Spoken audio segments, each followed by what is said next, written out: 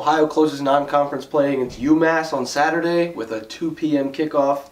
Spencer Holbrook here for the Post alongside Pete Nakos. How you doing, Pete? I'm good. It's parents' weekend. My parents are in town. We get to stay in town. We don't have to travel to Nashville or Cincinnati. We don't have to stay away. I'm excited. Not to cover the football game, but also that the football game is in Athens, Ohio, more or less. Yeah, you get to sleep in your own bed. Get for sleep the whole in my own weekend. bed. Yes. It's gonna be a fun weekend. It should be a fun weekend. We're going to do a roundtable for you guys. Usually we do it in print. This time we decided to do a roundtable video. We got the multimedia director behind the camera, Alex Penrose, running things for us. He's going to ask a few questions, and we're going to try and answer to the best of our ability. So, are you ready, Alex? We got to make the joke, though, about that. Oh, yeah. First. It is a roundtable, but we got a square table. there's a square table. So, I don't Yes, the square table. know what's going on there, but yeah, let's get it in the post-budget for a roundtable. Yes. So, you ready, Alex? Yep. Fire away. What do you expect from the secondary? Wow, heavy hitter to start. So, Ohio secondary, big talking point around practice. Bobcats giving up a lot of yards, chunk yards, big third downs. They gave a big third down conversion for Cincinnati on that game-winning drive. 77-yard touchdown pass from Desmond Ridder, who isn't really a well-defined passer. It wasn't before the Ohio game, at the very least. Yeah, before the Ohio game. Yeah. But Ohio, so far this season, Ohio's secondary has kind of been the cure for the common pass game because, I mean, if the pass game's common, they're going to look really good against Ohio. But I think they're starting to get things figured out. Yeah. Little by little, which isn't really good enough right now, but it's just still early. The whole thing is just so baffling. It was supposed to be maybe just as good, if not better, than Nathan Rourke and AJ Ouellette, that combo with Javon Hagan and Kyle Nelson back there, and then two cornerbacks who had enough experience to get the job done. And now Ohio enters week 5 of the season, their 4th game of the season, where things are a little tossed up, and how they do tomorrow, Saturday, will really depend on who plays quarterback, in my opinion, for UMass. We talked about this just a few minutes ago. Andrew Ford made them look silly last year. UMass turned the ball over, which at the end really helped out the Bobcats. They should have won by more. But just some crazy plays helped UMass be in that game, or at least make the final score look like it. But we're really not sure who's playing quarterback for UMass come Saturday. And really, there were no losses for Ohio's secondary last year. I mean, I guess if you want to say Brad Ellis graduated, a couple other cogs in that secondary, but by and large, it's all coming back, and it was supposed to be a unit that was really productive, and it just hasn't panned out yet. But I do see a peak in production coming. Yeah. So, ready, Alex? Yep. Do you expect Ohio to play pissed off? They better play pissed off, as AJ Ouellette told me on Monday. He said that if they do not come out pissed off, he will be pissed off. And maybe you don't like the word pissed off, you can use the word mad in your mind. Ticked, whatever you want to do. But if they don't come out and play pissed off and, to be honest, grab UMass by the throats and tell them this is going to be a one-half game, then it's not concerning, but it's more on the side of concerning than satisfaction if they win. I think that the term pissed off kind of goes with urgency. Yeah. I think AJ Ouellette wants to see them play with urgency.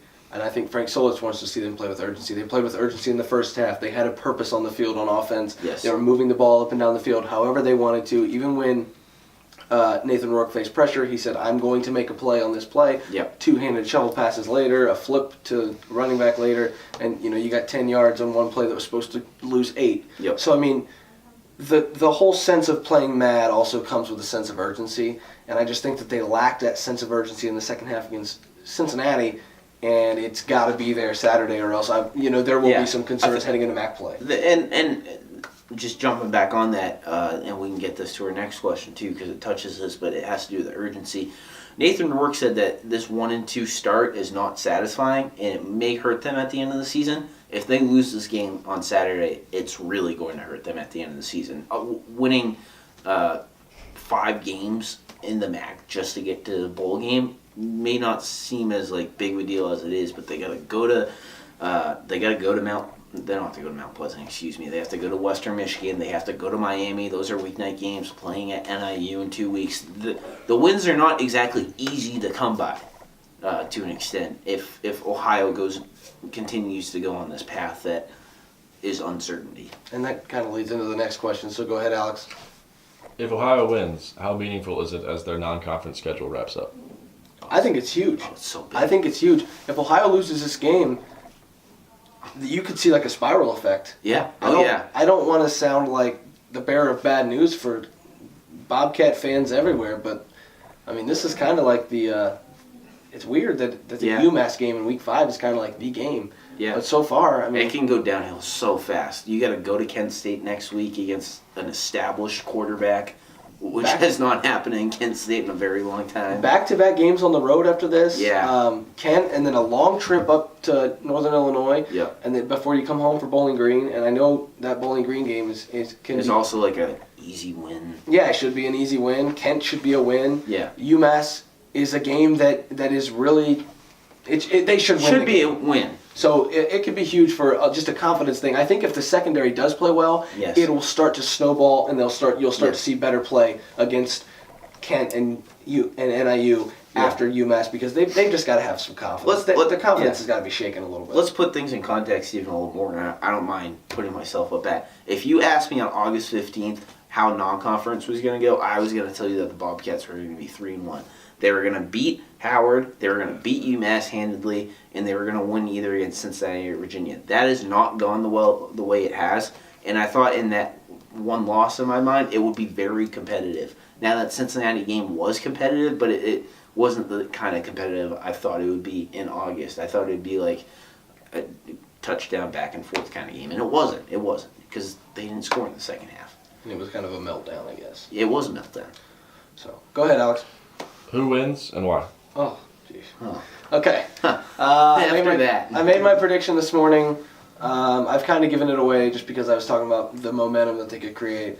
I've got Ohio winning 48-27. I believe I said. I'm going to stick by that. I think Ohio's offense hasn't been where it wants to be. It gets where it wants to be, almost 50 points on the board. Ohio's secondary hasn't been where it wants to be. Luckily, they get to play. Well, we don't know who they get to play. Yeah. But that's got to be a good sign, because if you don't know who you're going to play, that means that there's some uncertainty surrounding the offense. For sure. So I think that they're able to get their feet wet and get some confidence.